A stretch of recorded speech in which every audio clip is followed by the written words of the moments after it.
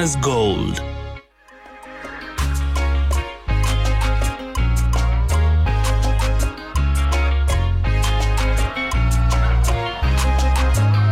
Kenya's Gold.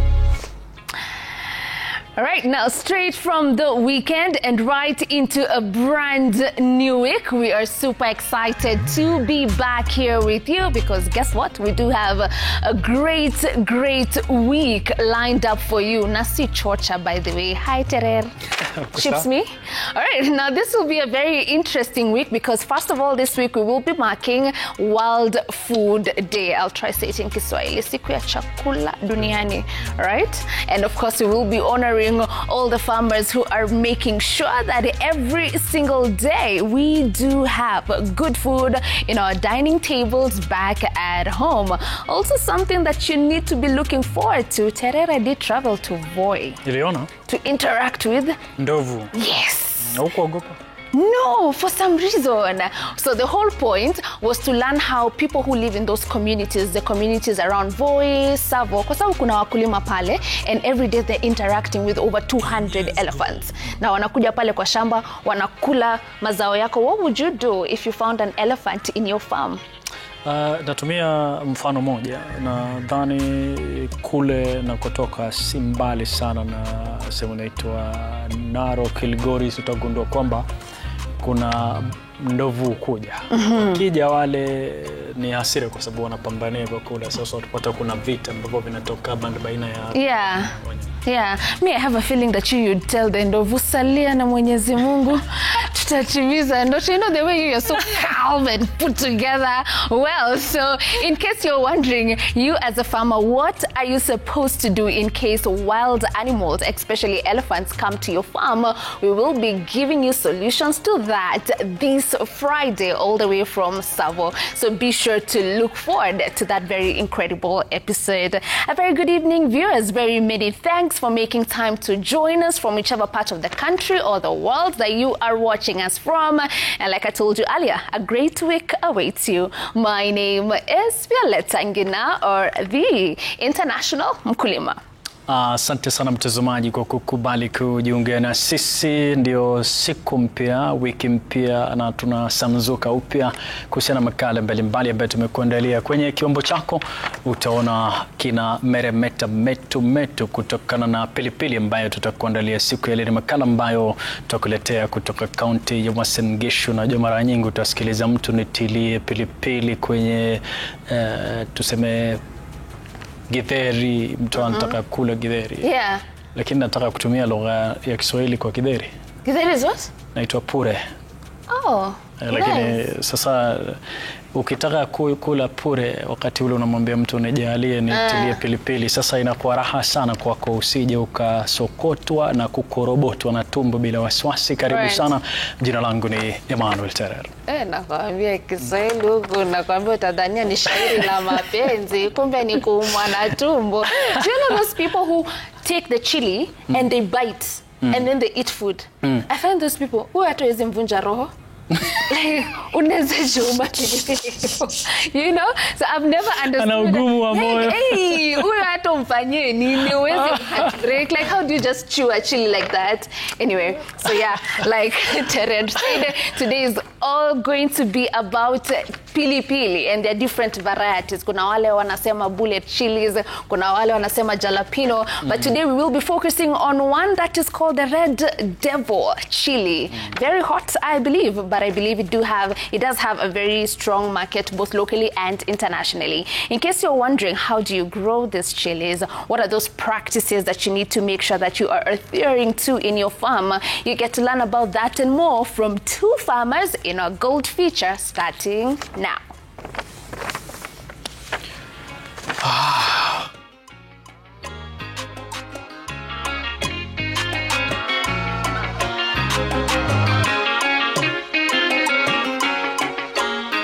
Jina langu ni Emmanuel Terer. Naomba sana ujitambulishe, utuambie hapa ni wapi na wewe unafanya ukulima wa aina gani? Kwa majina naitwa Judith Owet.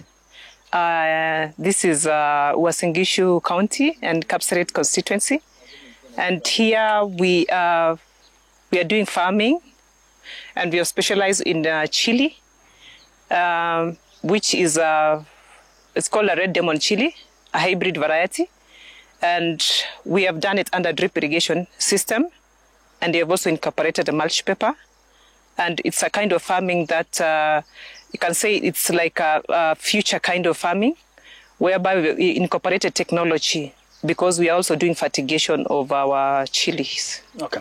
Yeah. Wanasema sana Kenya watu ambao wananyoa nywele fupi matajiri sana. Sasa wewe uliona ukulima una utajiri, sio?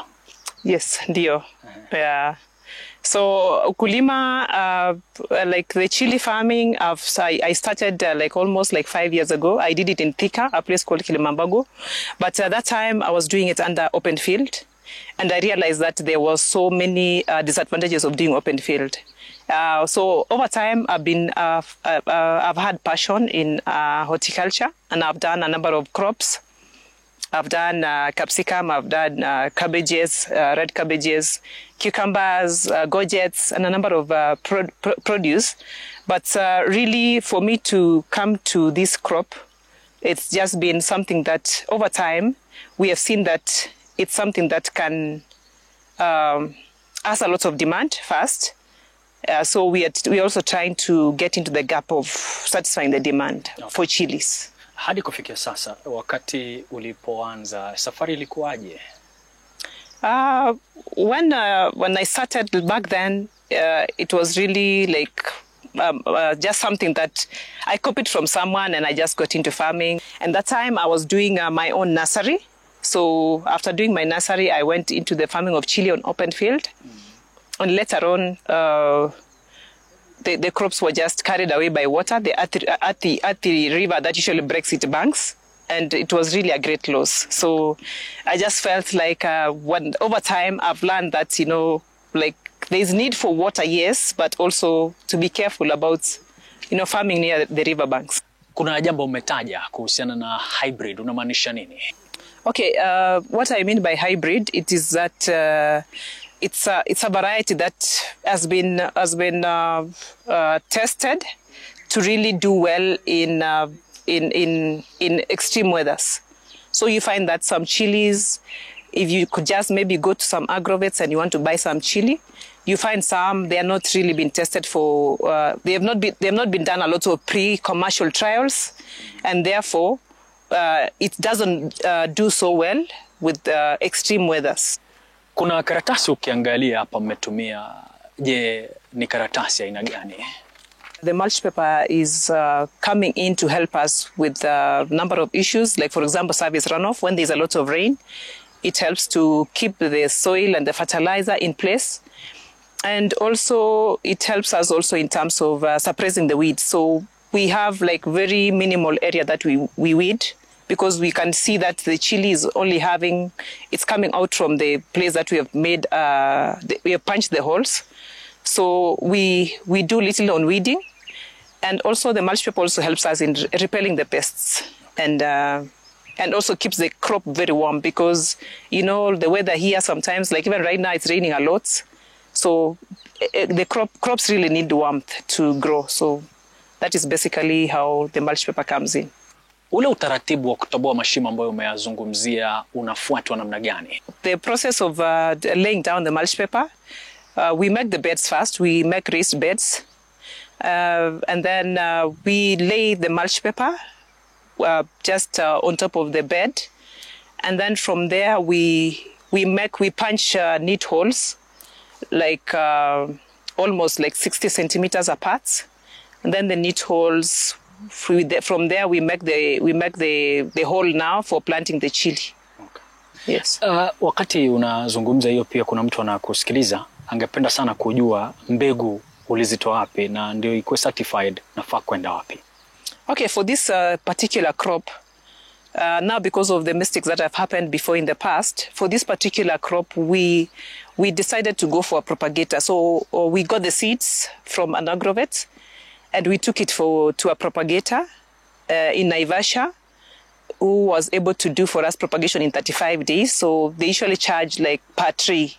So every tray you pay for it. So, and it takes like 35 days. So you need to prepare your farm as the seeds are being propagated. Hiyo inachangia hiyo percentage rate ya growth ifike 100% kama yako? Yes, when we do propagation using a certified propagator, people who are really in the business of propagating, we have the chances of, we had 99% chances of having all our hybrid seeds getting to our farm.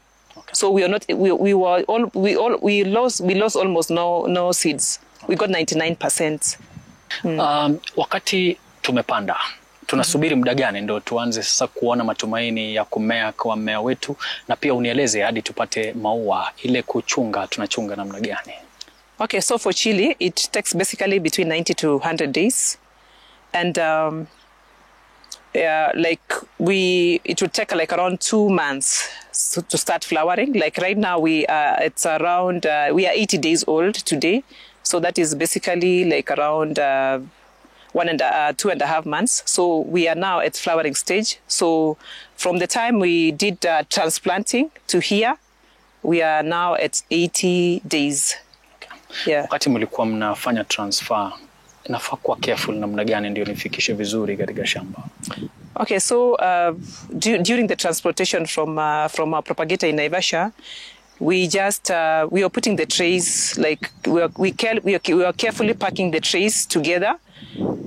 Like unapata tray moja iko hivi na hivi, so you just put them together carefully, and then you just put them in your van and just be able to transport them. And the goodness about the propagating process is that they usually do the hardening.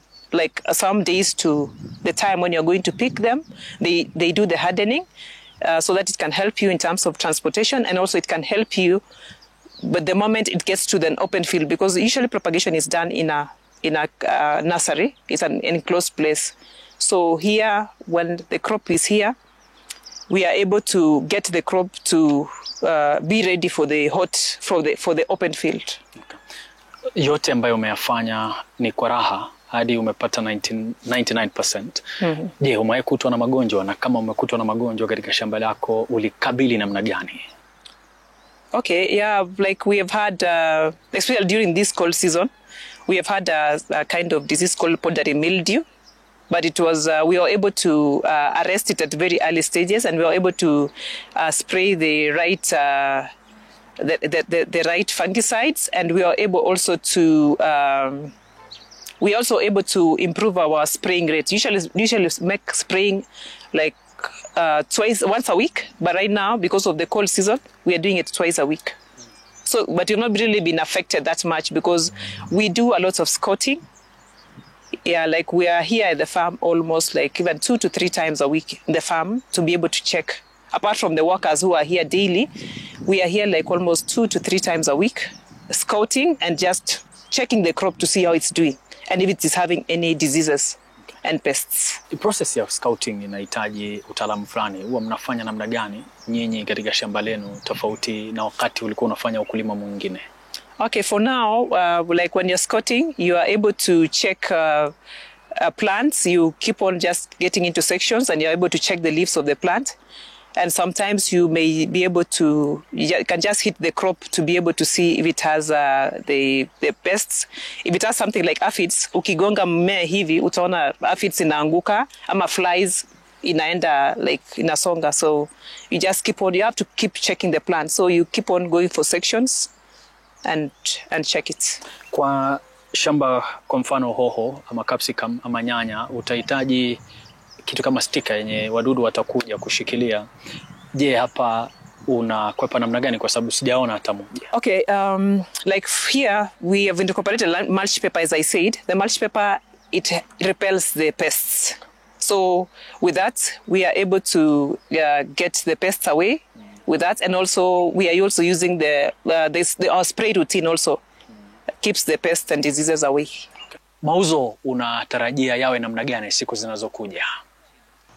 Okay, for an acre, the output that we expect per acre, we expect like around 25 to 30 tons per acre. Yes, and there's a market for that. There's a lot of demand for chili, so we have the market ready, and yeah, that's basically it. Kimataifa, unalenga kufanya export?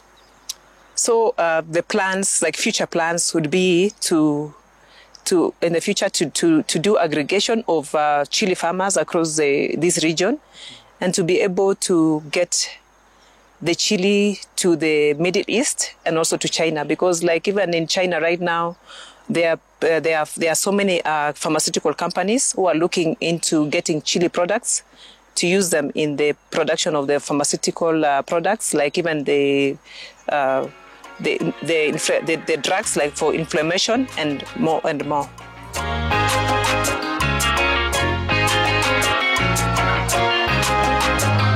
Kenya's Gold.